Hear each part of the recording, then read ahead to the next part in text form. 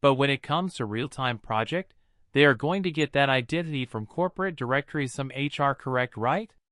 Yep, we'll get those identities. Exactly what will happen. Whenever they are going to update in the spreadsheet. So today, consider today one employee has been joined. So they are going to update in the spreadsheet. So account aggregation will execute on a daily basis. Correct. So no need to execute. Right. So each and every day, the account aggregation will happen. Refresh identity will happen as part of those things. Identity will be created inside a Sailpoint. So after that we have an attribute. So based on the attribute, event will trigger this. LCM events will trigger. So using this event, we can provide some birth rate access to the user, which is okay. Maybe can we go back to the same identity? Showing the positive policy. I think your doubt is, what about the existing user if we are going to? Correct. So, if we are setting up a connector and, at the same time, what's the best practice? Because when we are onboarding application, we don't want to create any disaster for the production environment, right?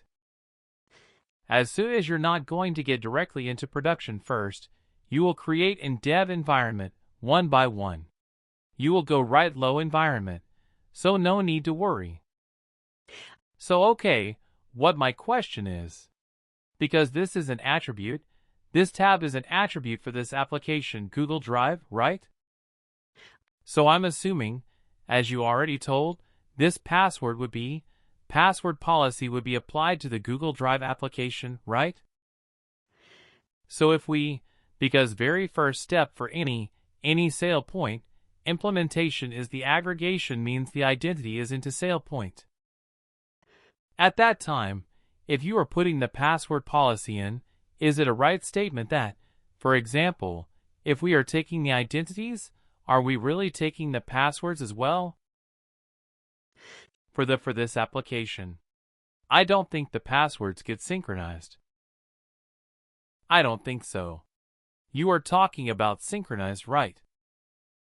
Yeah, I mean at the time of the project. Okay, let's take this way. For example, if Active Directory I'm connecting with Active Directory, I'm doing the aggregation, there are 5,000 people there, and we have set of some kind of a password policy, some 4 digits and all that stuff.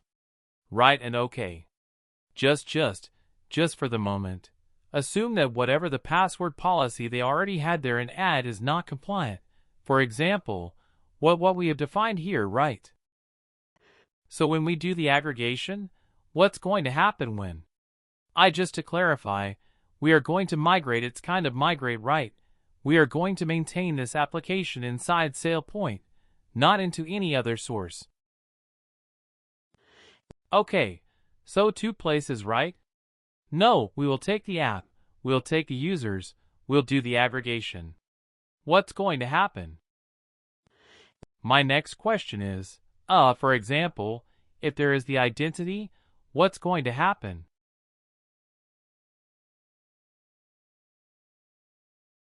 The moment you are going to define any password policy. After that, whoever has access to this application, they have to reset their password on the next logon. Does that make sense? On the next logon in the whenever they have defined the password policy tomorrow, they are going to log in. They won't be able to log in. They have to follow. They have to reset their password. So the moment we are going to define any password policy, we are going to notify to this application owner or all the homes, whichever is possible. Okay, saying we have created a different. This password policy, this many characters you have, this policy will be different.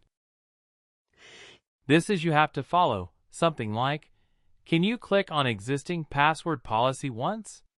Okay.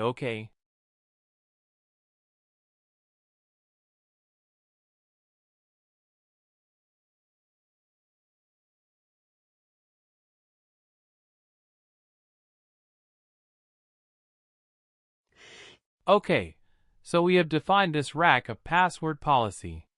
We have application called Drive.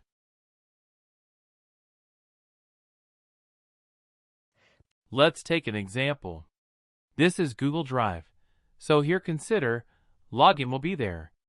You have to enter username password, and if the password doesn't work, what will you do?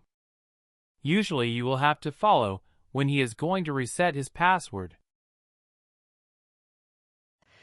He has to follow that password policy or else it won't allow him to reset the password. There is a login. You have to enter the username password.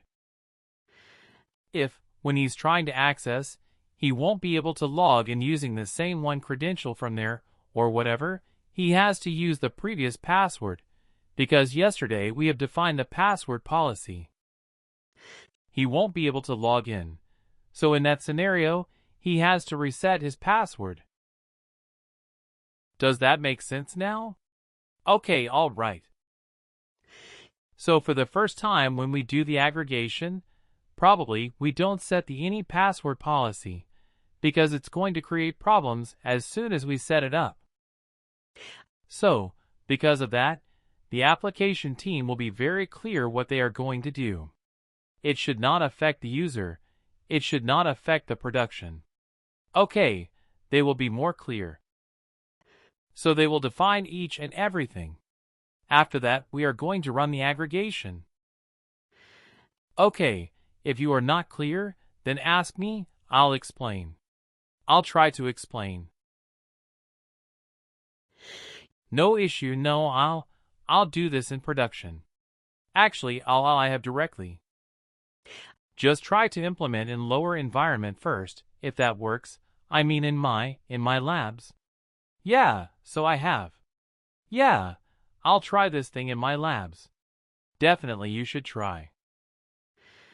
Okay, let me bring you this password policy as well, so that you can follow.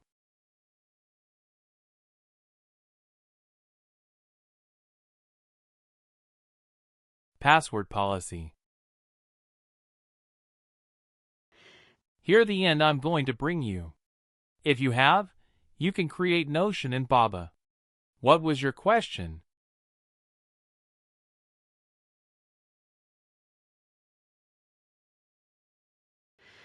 Yeah, that was exactly what I wanted to ask.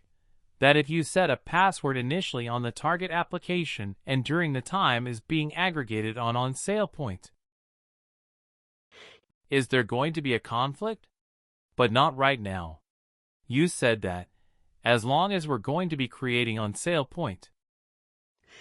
So okay, the password has been set on the application itself. Does it really matter, yeah? So there will be two scenarios. One, you have defined the policy. After that, you are going to aggregate all accounts. In that scenario, it's not going to be any problem. Right. First, you have done the aggregation after 6 months.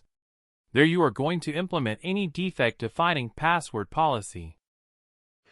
Then it's going to be issued, because each and every user has to reset their own password from next day. Now I think we got clear, so can we go ahead for the next step?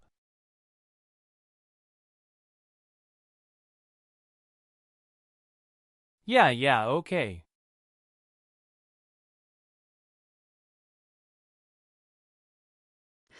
Okay, guys, the same way, let's go to creation rule. If you couldn't achieve anything via this tab, let's take an example, correlation. If you couldn't achieve correlation using this attribute, then you can define any customization rule.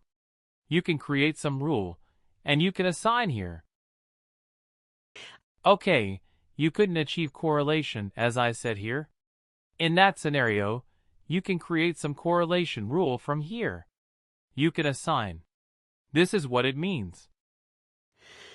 This page is applicable for all customization rule. You want a provision, and you don't want to follow that out-of-the-box feature. Has any idea what is out of the box? Because I'm going to use the food a number of times out of the box custom. Any idea what is out of the box? Whatever comes to default exactly.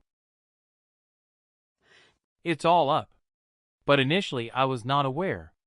Out of the box means I used to think, okay, anything we are going to customize, not out of the box. The answer lays on the same right. The meaning so out of the box means here nothing whatever. Comes with default feature. Standard one you can consider okay. So if you don't want to follow out of the box provisioning policy, provisioning in that scenario, if you want to create any rule, you want to make any customization as per client requirement, then you can use this provisioning rules from here. You can assign the rules. So the same thing, we have connected rules also for specifically build map rule. Pre-iterator, post-iterator. If you want to create anything, if you don't want to follow any out-of-the-box feature, then if and your situation into you want to create any customization, then you can create a number of rules, and you can have it from here. Okay. So activity data source. I never use these things in the real-time project. It's nothing if you want to monitor something, if you want to do micromanagement kind of thing. So we have to enable activity. New data source from. Based on the logs, you can monitor each and everything like employee login details, employee logo details, at what time he is logged in. Is he walking around after 8 hours working hours? Or what about the non-working hours? Is he employees login or not? So those kind of details you can check based on the logs. Okay, so if you have enabled this, active data source configuration.